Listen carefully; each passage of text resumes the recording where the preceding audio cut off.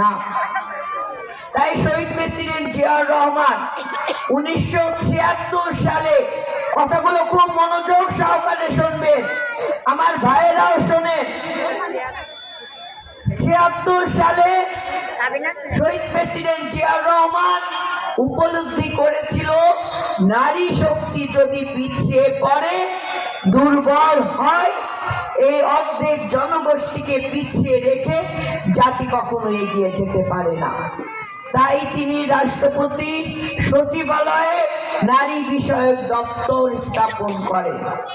শহীদ president Ziaur Rahman 1978 সালে মহিলা বিষয়ক মন্ত্রণালয় প্রতিষ্ঠা করে।